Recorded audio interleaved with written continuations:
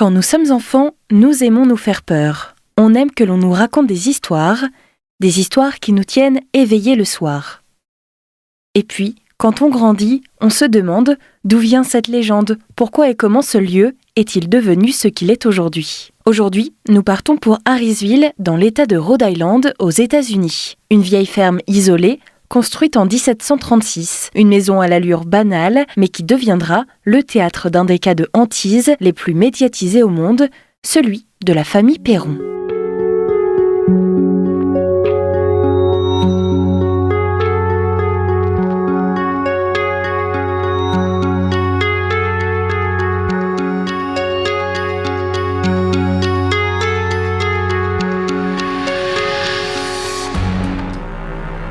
Bienvenue dans Phénomène, sur Westrack Radio, votre émission qui décortique les mystères et événements les plus intrigants de notre civilisation. Pour cette deuxième saison, je vous emmène dans l'exploration de 31 nouveaux phénomènes durant ce mois d'octobre. C'est une affaire qui marquera à jamais le couple d'enquêteurs Ed et Lorraine Warren et qui inspirera des décennies plus tard le film Conjuring. Mais que s'est-il vraiment passé ? Que dit la véritable histoire ?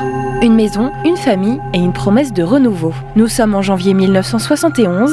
Roger et Caroline Perron, accompagnés de leurs 5 filles, Andrea, Nancy, Christine, Cindy et April, emménagent dans une vieille ferme coloniale au nord de l'État de Rhode Island. Ils recherchent une nouvelle vie, plus calme, loin de l'agitation urbaine. La maison, appelée Old Arnold Estate, est ancienne mais pleine de charme. Elle a connu des générations de propriétaires et possède un vaste terrain rural. Ce cadre bucolique semble idéal pour la famille, cependant, dès les premiers jours, des phénomènes inexpliqués surviennent. Tout d'abord, les objets changent de place sans raison. Les balais sont déplacés, des piles de terre apparaissent au centre de la cuisine, des cadres tombent. Des courants d'air froid traversent les couloirs, même en plein été. Caroline Perron rapporte des odeurs étranges comme de la chair brûlée ou des fleurs pourries. Les enfants perçoivent des présences. Cindy parle d'une femme qui lui dit constamment que tous les occupants doivent partir. Andrea, l'aînée, commence à noter des événements troublants dans son carnet. Les manifestations s'intensifient. Des entités semblent se manifester, certaines sont bienveillantes, comme un petit garçon que voit April, la Benjamine. Mais d'autres sont plus sombres, agressives. Caroline est la cible principale. Réveillée en pleine nuit, tirée hors de son lit, griffée au sang, sans explication. En recherchant l'historique de la maison, Caroline découvre que la ferme appartenait autrefois à une certaine Bathsheba Sherman. Cette femme aurait vécu au XIXe siècle sur la propriété de son mari, Judson. Leur fils meurt jeune dans des circonstances qui sont floues. Et très vite, les rumeurs se répandent, Bathsheba aurait sacrifié son enfant au diable. Selon certains récits locaux, elle était une sorcière et sa mort aurait été tout aussi étrange, pétrifiée, dit-on, dans son lit, le corps noirci. Avant de mourir, elle aurait lancé une malédiction sur la terre, condamnant quiconque oserait vivre sur sa propriété. Durant les décennies suivantes, les propriétaires du terrain auraient connu des drames en chaîne, suicide, emprisonnement, suicide, empoisonnement, noyade. Plusieurs enfants seraient morts dans la grange, un homme se serait pendu dans le grenier et des femmes auraient sombré dans la folie. Les Perron pensent reconnaître l'esprit de Bathsheba parmi les apparitions. Caroline devient de plus en plus vulnérable.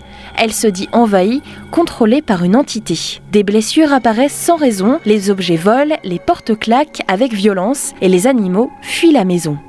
Les phénomènes sont si fréquents que les Perron vivent dans une peur constante. Ils évitent certaines pièces, dorment tous ensemble, mais la situation ne fait qu'empirer. En 1773, à bout, Caroline décide de contacter Ed et Lorraine Warren. Le couple est connu pour avoir enquêté sur l'affaire Amityville et d'autres hantises célèbres. Les Warren viennent donc immédiatement. Lorraine, qui serait médium, entre dans la maison et perçoit une force ancienne, malfaisante. Ils identifient plusieurs entités, mais celle qui domine est hostile. Pour les Warren, aucun doute, Bathsheba en est la source. Les Warren collectionnent des témoignages, posent des caméras et enregistrent des sons.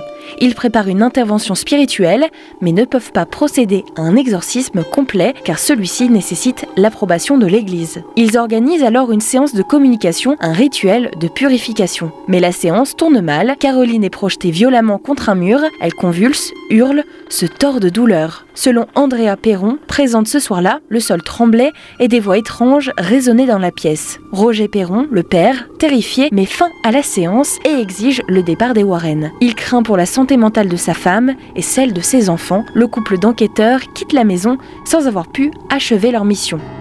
Le silence, puis l'exil. La famille reste encore 5 ans dans la maison, contrainte par des difficultés financières. Durant cette période, les manifestations se poursuivent avec une intensité variable. Certaines nuits sont calmes, d'autres, les Perron sont réveillés par des cris, des apparitions et des objets projetés. Caroline est de plus en plus affaiblie. Les filles, quant à elles, développent une forme de résilience. Elles apprennent à vivre avec la peur, jusqu'en 1980, quand enfin ils quittent la maison.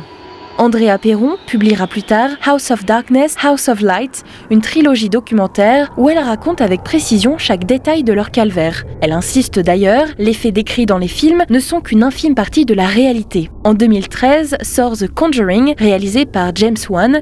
Le film est basé sur les archives des Warren et met en scène l'affaire Perron. S'ils prennent des libertés artistiques, l'œuvre relance l'intérêt pour le paranormal et pour les enquêteurs. Mais ce que peu savent, c'est que la maison d'Harrisville existe toujours. Depuis, elle a changé de propriétaire plusieurs fois. Certains affirment qu'il n'y a plus d'activité, d'autres prétendent que les esprits sont encore là, silencieux mais présents. En 2022, une famille autorise des équipes de tournage à explorer les lieux. Caméra thermique, micro hypersensible et médium, rien ne permet de prouver l'existence d'une entité. Mais certains ressentent encore aujourd'hui une atmosphère lourde et une tension impalpable. L'histoire de la famille Perron a marqué un tournant. Elle a posé les fondations d'un imaginaire collectif moderne autour des lieux hantés. Et elle nous rappelle encore aujourd'hui que certains lieux semblent refuser d'oublier.